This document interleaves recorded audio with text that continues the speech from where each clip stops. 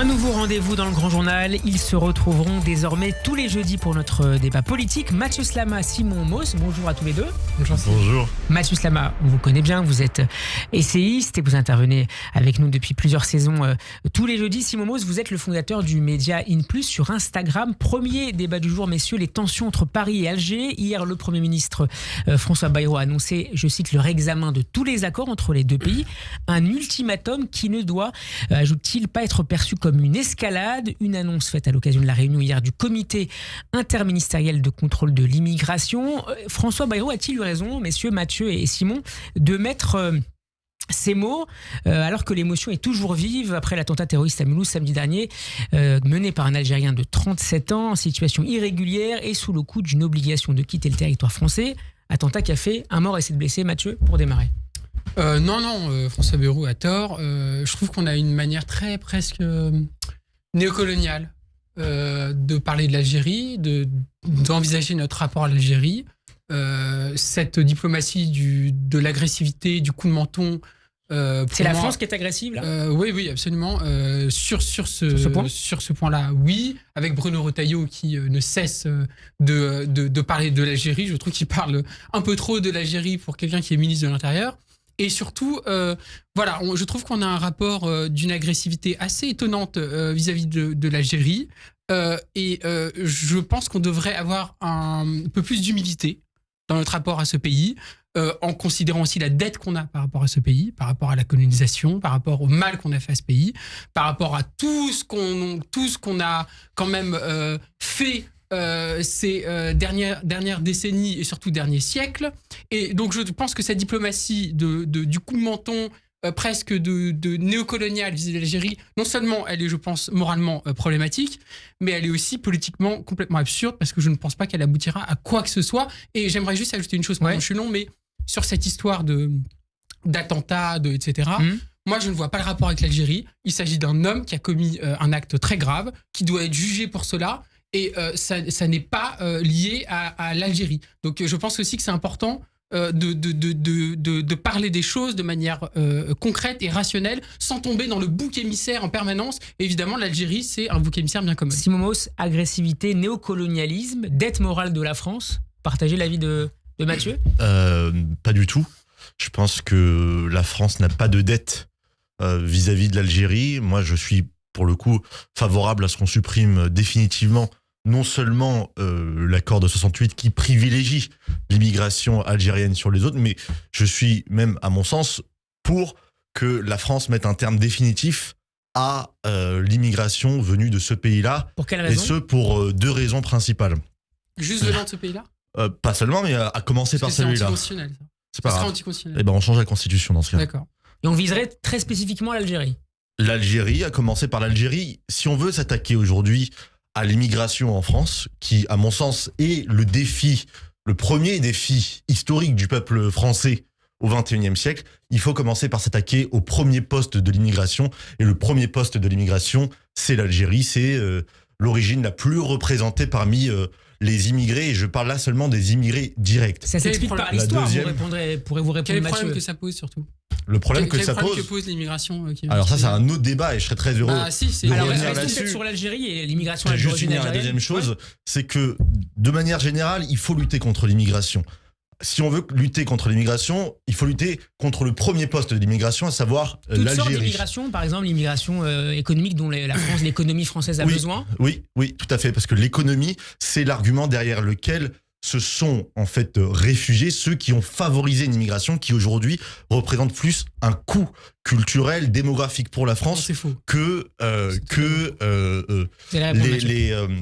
l'apport pseudo-économique que l'Algérie pouvait nous apporter dans les années 60 ou 70, mais qui n'est plus du tout aujourd'hui le cas. La deuxième raison, c'est parce que aujourd'hui l'Algérie est un pays quand même culturellement, où que ce soit l'État, hostile à la France. Et ça n'a pas commencé hier, ça fait depuis quelques années, voire quelques décennies.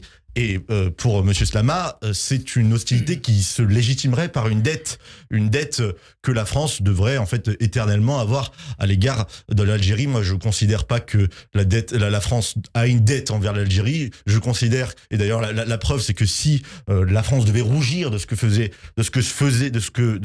qu'elle avait fait en Algérie, eh bien, on verrait aujourd'hui les flux migratoires s'inverser. Il y a plus d'Algériens qui vont en France que de Français qui vont en Algérie. Mathieu Slama vous répond, Simon.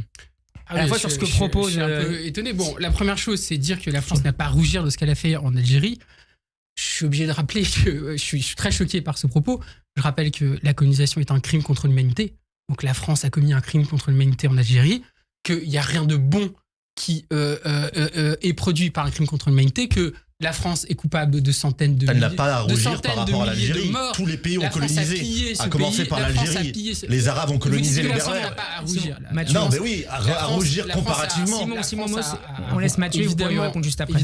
Non, mais je veux pas qu'on déforme mes propos. Je dis à rougir relativement. C'est-à-dire que si on dit que la France a à rougir de la colonisation, toute l'humanité a à rougir de la colonisation. La France a évidemment à rougir de ce qu'elle a fait en Algérie. Si elle était seule. Premièrement. Deuxièmement, ce que vous dites sur l'immigration est totalement faux. Tous les études et les chercheurs qui sont vraiment spécialisés sur ce sujet vous diront que l'immigration rapporte beaucoup plus à la France. 40 milliards d'euros tous les ans. Non, alors ça vous pouvez voir. Ce qu'elle rapporte par rapport à ce qu'elle nous apporte au PIB, etc. est beaucoup plus important que ce qu'elle nous rapporte. Et quand même elle nous rapporterait sur le plan économique. La République française, pardonnez-moi, c'est aussi une tradition d'accueil. Les immigrés sont avant tout des êtres humains. C'est des gens qu'on doit accueillir avec dignité, etc. Et j'ajoute une chose, c'est que pourquoi on doit les accueillir ? Là, il y a un sujet, c'est que répondez. Pourquoi on doit les accueillir ? Vous partez du postulat que la France doit accueillir des immigrés. On dit jamais pourquoi. Les descendants d'immigrés algériens notamment, qu'on a accueillis en France, notamment pour notre économie, rappelons-le quand même. Mais qui sont venus, on les a pas forcés à venir. Sont des gens qui ça les arrangeait bien aussi. Sont des gens qui sont maintenant de deuxième, de troisième, quatrième génération, qu'on renvoie constamment à leur origine premièrement, et deuxièmement qui continuent à vivre du racisme, des discriminations, etc. Donc si nous avons un devoir, ça c'est la mentalité victimaire. C'est la mentalité. On n'a pas de devoir. Mathieu, Simon, juste un instant. On poursuit sur le même sujet. L'Arcom a ouvert une instruction hier après les propos du journaliste Jean-Michel Apathy sur RTL. C'était mardi au sujet du massacre d'Oradour-sur-Glane en juin 1944 par une division nazie SS. Je le cite, chaque année en France, on commémore ce qui s'est passé à Oradour-sur-Glane. C'est d'ailleurs le massacre de tout un village, mais on en a fait des centaines, nous, en Algérie. Est-ce qu'on en a conscience à affirmer ? Donc Jean-Michel Apathy, est-ce que vous avez été choqué par cette comparaison, Simon ? Alors, moi je suis déjà contre le fait que l'Arcom existe tout simplement, et Jean-Michel Apathy peut dire que le ciel est rouge, que je ne voudrais pas que l'Arcom intervienne parce que je crois en la liberté d'expression, au nom de la liberté d'expression. Maintenant, ce qui est intéressant dans ce que dit Jean-Michel Apathy, c'est pas tant que la France n'a pas commis d'exactions en Algérie. La France a commis des exactions en Algérie. Ce qui est intéressant, c'est qu'il compare les actions passées de la France, de la conquête notamment de la France par le général Bugeaud en 1830, à Oradour-sur-Glane. Ce qui est intéressant, c'est Jean-Michel Apathy n'a pas comparé les massacres qu'ont commis l'armée française au massacre des Moghols contre les Afghans au XVIe siècle. Il n'a pas comparé au massacre contre les chrétiens perpétrés par les Druzes en Syrie au XIXe siècle. L'histoire, elle est jalonnée de massacres. Ce qui est intéressant, c'est que l'histoire française. Oui, je dis, mais il a comparé à quoi ? Il a comparé à des massacres nazis. C'est ça qui est intéressant.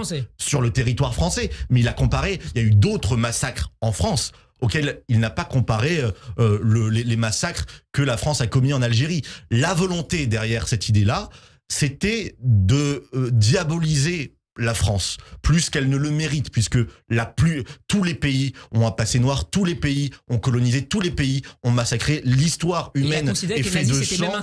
Et il a considéré que les nazis se sont inspirés en fait des Français, alors que on n'a pas besoin de s'inspirer des Français pour s'adonner à ce qui a existé de tout temps dans toutes les populations, dans toutes les communautés. Et je veux juste finir quand même sur la comparaison avec le nazisme, parce qu'en comparant avec ce qu'a fait le Troisième Reich, il relativise la singularité du nazisme. Parce que la plupart des massacres, aussi horribles fussent-ils, sont des massacres qui ont accompagné ou qui ont précédé des objectifs militaires, des objectifs d'épuration ethnique, des objectifs. Le massacre d'Ouradour sur Glane, il a cela de particulier qu'il constituait une pure frénésie gratuite et désintéressée en fait de la mort. Merci Simon. Mathieu. Alors, cette polémique autour de Jean-Michel Apathy. Apathy. En fait, n'a rien inventé puisqu'il reprend la thèse, l'idée de Aimé Césaire, grand écrivain et homme politique également, qui disait que Hitler finalement s'était inspiré des méthodes des États coloniaux occidentaux. Moi, je pense qu'il n'y a pas besoin de faire d'analogie avec le nazisme pour dire que la colonisation en Algérie a été un crime contre l'humanité. Je le redis, a été une horreur épouvantable, qui a eu un nombre de massacres de masse absolument monstrueux, et qu'on ne parle pas assez de la conquête algérienne, parce qu'on parle beaucoup de la guerre d'Algérie, des massacres de l'armée française à ce moment-là, mais il y a eu aussi la conquête algérienne au XIXe siècle, en 1830, exactement, qui a été un bain de sang. On parle de centaines de milliers d'Algériens qui ont été tués. Mais quand vous dites donc, on n'en parle pas assez... ce qui me frappe, c'est que les réactions ont eu tendance tout de suite à minimiser la colonisation, minimiser la gravité de la colonisation, et c'est ça que je regrette premièrement. Et que deuxièmement, on l'accusait aussi de minorer les crimes nazis. Alors voilà, mais il faut pas que ça vienne à relativiser évidemment le nazisme. Néanmoins, ce qui est important de dire, c'est que la colonisation, le projet colonial, part d'un projet raciste du monde qui consiste à considérer qu'il y a des races inférieures, qu'il y a des civilisations inférieures, qu'il y a des êtres inférieurs qu'il faut civiliser ou massacrer. Mais c'est le propre de la France. C'est le propre de la France. Et Hannah Arendt avait montré. Oui ou non ? C'est le propre de la France. Est-ce que c'est le propre de la France ? Parce que c'est un débat. Montré dans les origines du totalitarisme que dans l'impérialisme colonial, il y avait les germes du totalitarisme, c'est-à-dire cette vision hiérarchique de l'humanité et l'idée qu'il y a des races inférieures à d'autres. Comme toutes les colonisations. Je ne comprends pas ce que vous voulez dire. Ce que je veux dire, c'est qu'on a l'impression que ce que vous dites, on a l'impression, alors peut-être que je me trompe, et peut-être que si vous y répondez, ce sera plus clair pour moi, mais j'ai l'impression, quand vous dites qu'on ne parle pas assez de la conquête de l'Algérie, on ne parle pas aussi assez de la conquête arabe de l'Afrique du Nord, ce que je ne comprends pas. Là, vous faites du ouattaboutisme. Non, je ne fais pas du ouattaboutisme, parce qu'on parle du même territoire. On parle du même territoire. Et l'hostilité de l'Algérie, parce que je vais vous expliquer si vous ne comprenez pas. C'est vous qui relativisez. Je un troisième sujet. Je veux juste finir quand même, parce que vous dites que vous ne comprenez pas ce que je dis, que c'est du whataboutisme. C'est pas du tout whataboutisme, parce que le régime qui nous fait le grief de la colonisation est un régime qui est issu d'un pays qui s'est aussi construit sur la colonisation. Avec l'histoire, les dettes respectives s'effacent. Et il n'y a pas de raison... L'Algérie nous a colonisés, nous la France ? Pardon ? L'Algérie nous a colonisés, nous la France ? Non, mais quelqu'un qui commet un crime ne peut pas jouer... quelqu'un qui commet un meurtrier ne peut pas dire un meurtrier... L'Algérie est un pays meurtrier. Non, mais vous avez compris, c'est un exemple, c'est une analogie que je donne. Non, je comprends pas ce que vous dites. Ou alors vous faites exprès de pas comprendre. Non, ce que je dis, c'est que quand on a commis un crime, on ne peut pas se permettre de monter sur ses grands chevaux et de l'imputer aux autres. Messieurs, pardon, il nous reste 1 minute 30 pour une dernière discussion, un dernier sujet de débat. C'est ce soir que sera diffusée la dernière émission de Cyril Hanouna. Touche pas à mon poste sur C8, chaîne qui fermera par là même ses portes cette semaine. Est-ce que d'abord vous saluez ou regrettez cette décision de l'Arcom qui a supprimé la fréquence de la chaîne sur la TNT ? Est-ce que vous regardiez parfois TMPMP et qu'est-ce qu'elle incarnait finalement dans le paysage médiatico-politique ? Simon et Mathieu, en 30 secondes chacun pour la relance. Ok, très vite. Moi, je pense que c'est une bonne décision de l'Arcom, que C8 a fait l'objet d'un nombre de condamnations de l'Arcom. Je crois qu'il y en a 40. Enfin, c'est délirant. Ils sont en termes d'amende au-dessus de toutes les autres chaînes, mais de très très très très loin. C'est notamment l'émission TPMP qui a accumulé les provocations et les propos absolument inadmissibles. Et je voudrais dire juste une chose, c'est que il ne faut pas perdre de vue un point qui me semble essentiel, c'est que C8 et l'émission TPMP a été un des instruments essentiels de la montée de l'extrême droite dans le pays. Que c'est une émission qui a dédiabolisé, qui a normalisé l'extrême droite. Et c'est ça aussi qu'il faut dire. Elle a été désastreuse pour notre démocratie et pour notre débat démocratique. Alors ça, j'adore. Alors c'est simple. Quand on parle de C8 et qu'on, comme M. Slama se prononce en faveur de sa censure, de sa déprogrammation de la TNT, on dit, en fait, ça a contribué à faire monter l'extrême droite. Et après, on parle de démocratie. Mais l'extrême droite, que ce soit vrai ou non, je dis pas que le C8, je ne dis pas que C8 a fait monter l'extrême droite, mais quand bien même ce serait vrai, l'extrême droite fait partie de la démocratie. Comment on peut invoquer la démocratie pour souhaiter faire taire la démocratie ? Non, C8 n'a pas été tué ou quoi que ce soit. L'Arcom a simplement... Non, répondez à la question. Oui, je vous réponds. Quand on fait partie de la TNT, on a des obligations. Mais la TNT est contrôlée par qui ? On a des obligations. On a des obligations. La TNT, et les chaînes, vous savez quoi ? Mais c'est pas libre, c'est pas privé la TNT. Les chaînes signent cette mais charte avec des obligations. Est-ce qu'ils ont le choix ? C'est qu'ils mettez en cause la légitimité de l'Arcom ?